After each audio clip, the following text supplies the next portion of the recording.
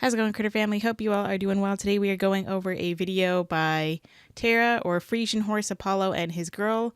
My camera is dead, so I don't have a camera here today, but we're just going to be going over it old school style. We have little Farouk here. This is called The Great Escape. Farouk gallops off by himself. What a shock. Really? I don't really think it's much of a shock if you see what she does and what could have been prevented. He runs onto the main road. So we have, I don't know, it looks like a little worry-eyed. Maybe that's just his natural look, but he always looks worried. He looks stressed all the time. But let's just get into it. So she has her reins still drooped over his neck. Mika, what are you doing in here? My sister's cat was getting crunchies, and he's not supposed to get crunchies, but he snuck in anyway. So she has the reins drooped over his neck. I would probably take those off of his head. The reins, take them up over his head, so that way they're a bunch of cute little horses over here. I'm very easily distracted by horses, if you couldn't tell. And dogs as well. Any animals I'm distracted by. But instead of having it looped over the neck like this, I would take it and unloop it over the neck, so I have a nice lead rope with me. That way I have more room to get away from the horse. I'm not constantly in the horse's face. I'm not pulling on their bit a whole bunch. I wouldn't have a bit, but I would have a nice lead rope there, so that way you're not just constantly, under their chin or under their head. It just seems more natural and more comfortable, and maybe a safer way to hold the reins, because you have more control that way than if you are just constantly holding on to the little bit of rein that is connected from the bit to, hanging down over the neck.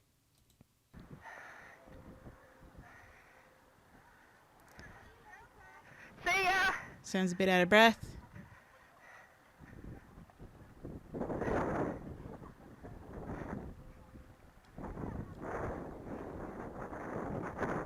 So he's looking around a lot. And then she does this really awkward, unlocking of the door, because I feel like if she had the reins long, then she could use her other hand to unlock the door in a more natural manner. Or if she just weren't standing there so awkwardly, I feel like this is just a very awkward way to open a door. And I feel like you don't have a whole lot of control of what's going on if you're trying to one-handed do something like that.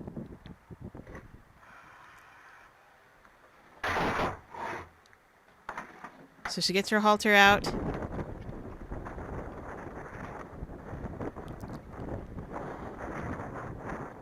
Pulls his head around with the bit in his mouth, so she pulled on the bit. I don't like bits. I don't care if they're leather or rubber or made out of paper. Then you just get a paper cut in your mouth. But I just don't like bits. So what I would do here is I would put the halter. I would have a rope halter anyway, so you wouldn't really need to worry about taking off the bridle. But I would put the halter on first, and then maybe go tie him up, and then I would take the halter off, or the bridle off. I would put the halter around his neck, and then go and tie it up, or at least hold on to it, so I still have some kind of control of my horse. I see maybe the way she takes this off, the reason why she may keep the reins looped around his neck, around the back of his head. Because she's going to take this off, and then I don't know what she was thinking. It doesn't mean that she's, that there's not more than one way to do it. She's just doing it this way. This is probably the natural way that she happens to take off the bridle. But I just think that this is not a smart way. You're not thinking ahead. You're not thinking like a horse, where if the horse is nervous or they spook, you just don't have a whole lot of control with them. I feel like the way she's doing this unbridling. See, again, she really doesn't have a whole lot of control of him. Telling him stand. So she takes off the bridle, and then she has it looped around the base of his neck, which is this, probably the strongest part of him. Aside from it's like having a harness on him. Now, I would have had, he immediately turns away from her. So that shows he doesn't really have much, in my mind, it doesn't seem like he has much of a bond with her, or much teaching or understanding of just standing there when the bridle is off. As soon as the bridle is off, he's taken off. So maybe he practices that at home. Maybe he practices that normally. Maybe this is the first time he's been out with her. I don't know. But I think that I would have absolutely had the halter on, whether you can call me paranoid or not. I would have had the halter around his neck first and had him tied and tethered to the trailer, and then I would have started taking off his tack, and then I could slip that over his nose. The rest of the halter that's just hanging by his neck, then I could slip it over his nose. Kind of hard to do this without a camera, but hopefully everybody can understand what I'm talking about. Then I can tighten the halter and all that I need to do, and then undo everything else. But it seems like she planned for this, that she planned to have these looped around his neck because she thought that she would have enough control of him. Then she pulls, she gets in front of him, she tries to, he spooks, or he just says, I'm out of here, I have freedom, you can't hold me back, and then he takes off, and he nearly gets these people hurt, or he spooks these other horses, and off he goes. And she doesn't really seem very worried. I mean, I guess screaming at him wouldn't have stopped anything anyway, but this is very, very scary. You have a loose horse that has no bond with his person, who had no control over him. Seems like she, I mean, as much as she's in, this is such a cute little horse. Sorry.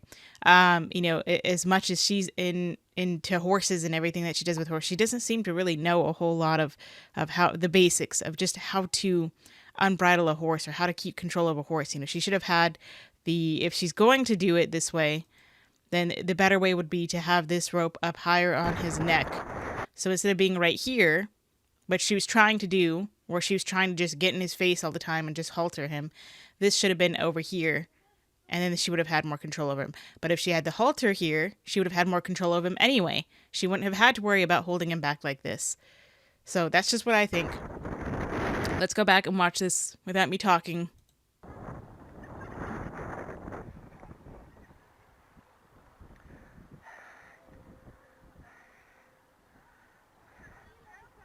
See ya!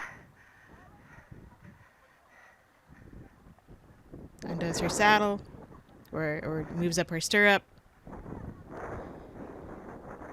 Holding on with just one hand, awkwardly undoes the door.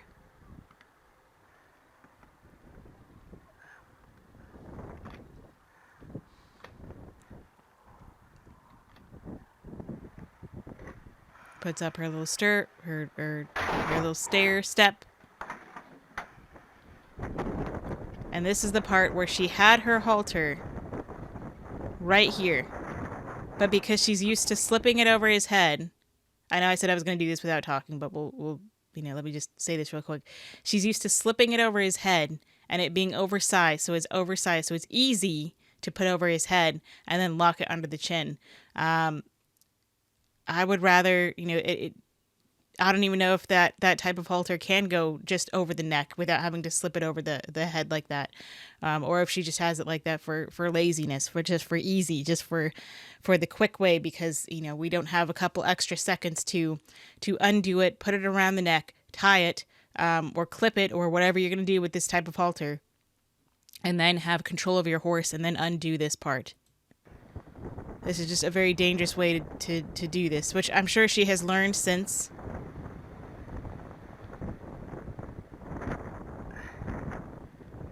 Good boy. Stand now. Stand. Tells him stand. Moves the halter. He says, okay, I'm out of here. I'm used to moving away from you. She tries to get in front. He feels that she can't control him, and then he bolts.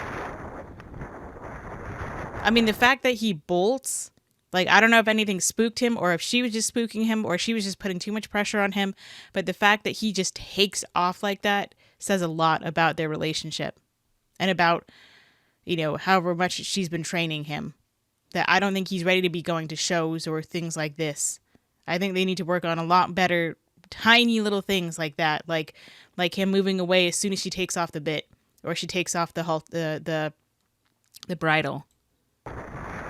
And then this lady's over here pulling on her horse's mouth, freaking out. This horse didn't do too bad. Sorry. This horse is spooked, and now she's probably... Horse has a tie down, of course. Sorry.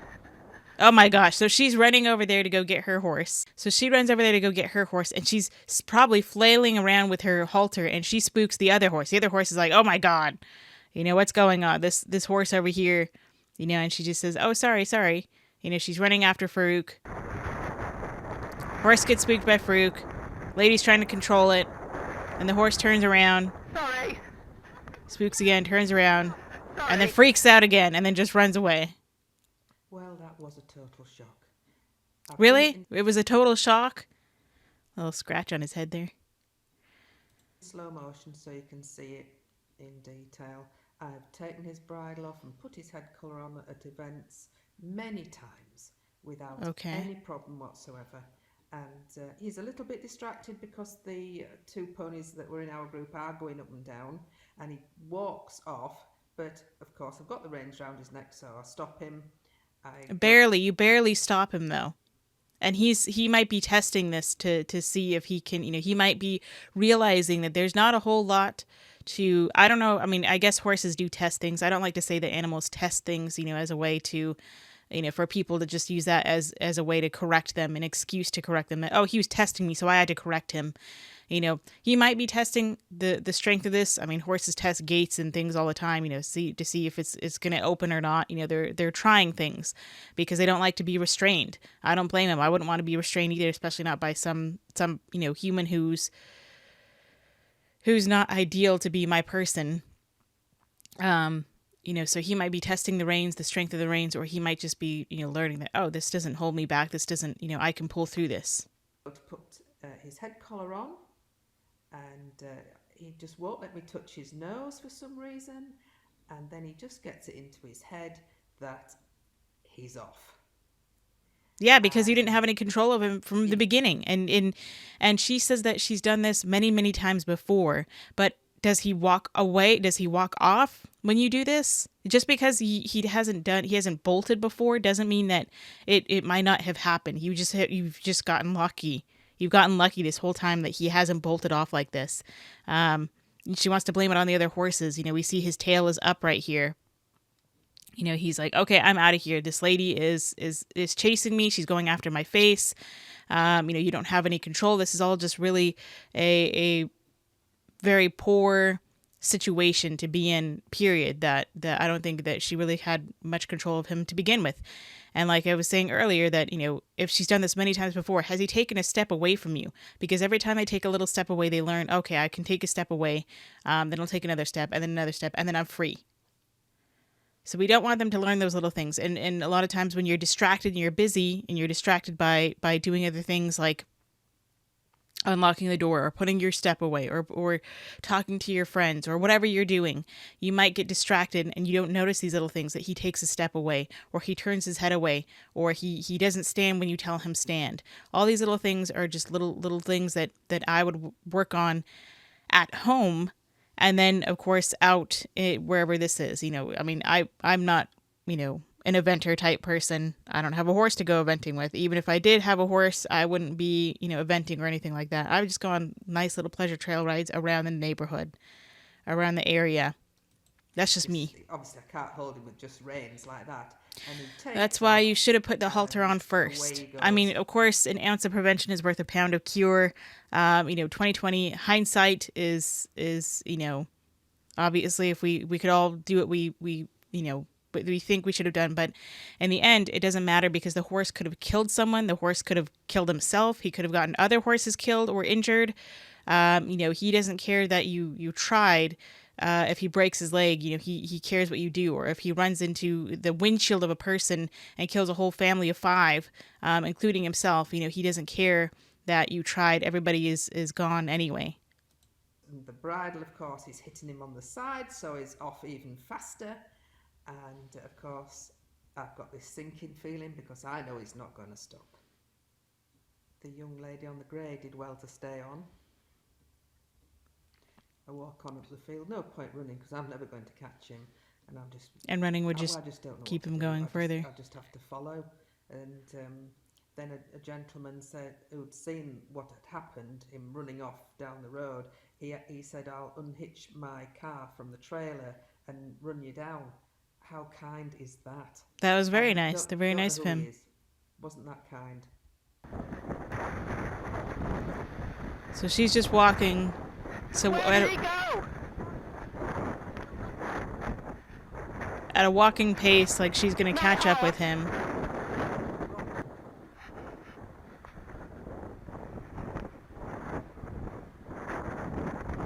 So then we get to the point What did where... I'm so surprised that he stood up and walking. So she's about to get out. Well, the car's still moving. She's like... So before the car is... She's like, I gotta get out. I gotta go. You know, like, I caused this problem, but let me go get him anyway. And I understand where she's coming from. Like, you want to, you know... even if you're over controlling, you want to, you know, save your baby. So I understand where she's coming from, but she doesn't realize that she's causing more problems. Whoa. Whoa. So now we got multiple people talking. He's coming to her. Good boy. Whoa. She has her hand up, and then he turns away. Whoa. And then we have somebody else over here who has blocked the road. Now, it's good that you know, this lady needs to make sure she's not putting too much pressure on him. The owner, Tara, needs to make sure she's not putting too much pressure on him, because then he will run through this or he'll run through that. You know, I mean, hell, he might even go through these bushes if he's really spooked. We notice that the bridle is gone. So at least it's not smacking him. At least he didn't have the bit in his mouth, so he couldn't have gotten tied up on something, and then, you know, he's tearing his mouth apart. But this lady is just kind of blocking him. Farouk, stand. Whoa. Whoa. So telling him whoa is not doing anything other than teaching him to ignore it. I wouldn't be telling him whoa. I wouldn't be telling him anything. I would just simply walk over. Whoa. Whoa. Whoa. He's all foamy between his legs. He's sweaty. He's been running a lot. Stand. Stand, Farouk. Whoa. Whoa. So he's really trying to avoid. This lady's doing a pretty good job of you know, not being intimidated by this horse. You know, trying to run through her. At the same time, you know, that could be smart or it could be dumb, because if he wants to run through her, he's going to run through her. But you notice that he comes to her more so than he comes to Tara. Oh, good boy. Stand. Stand. God, look how sweaty he is. Good boy. Stand. Now, did she learn to put the rope higher up? No, she did not. She still has it low on his neck. She did not learn to put the rope high around his head. And she has this oversized halter that she's still just going to lazily slide over his head. Boy. Because it's easy. Thank you very much for helping. Just thank you so much. Good boy. And pats him. God, look how sweaty I he don't know is. where his bridle's gone, but it's half off. Yeah, but anyway, I was just taking his bridle off and he just spooked. No, Yeah, it's he just fine. Thank spooked. you very much indeed. That was nice that she offered to come back with her. But, you know, when we have a horse that's lost, then we have like 5 million people who want to help. And sometimes 5 million people is 400, you know, 99. You know what I mean? Like, that many too many. Too many more than just the one person that needs to be working with the horse. All right then. Thank you so much.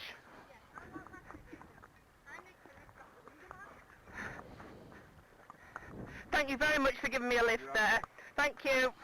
Thank you very much. So now she has to walk him all the way back home. Sorry? No! So then she walks him all the way back home, and it's nice that this guy helps her.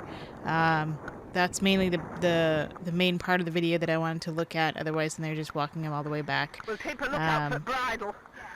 But she's still interested in her bridle. But that'll spook him as well. You see, pull. Nothing. How lucky is that horse? I have noticed that he seems to have bonded with me even more, because he now comes over and hangs out with me, which isn't really a Farouk, that's Apollo.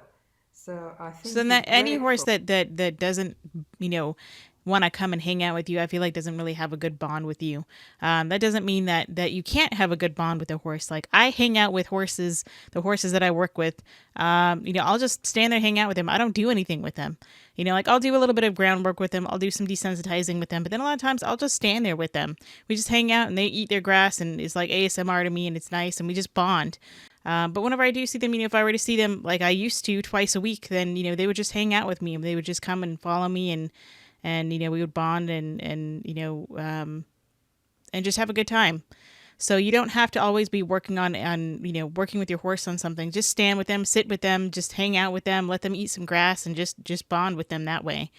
I thought it was worth putting these little clips on of Farouk having his bridle taken off and his head collar put on. So again, she still has not learned. He was just This was so she says he was just being naughty.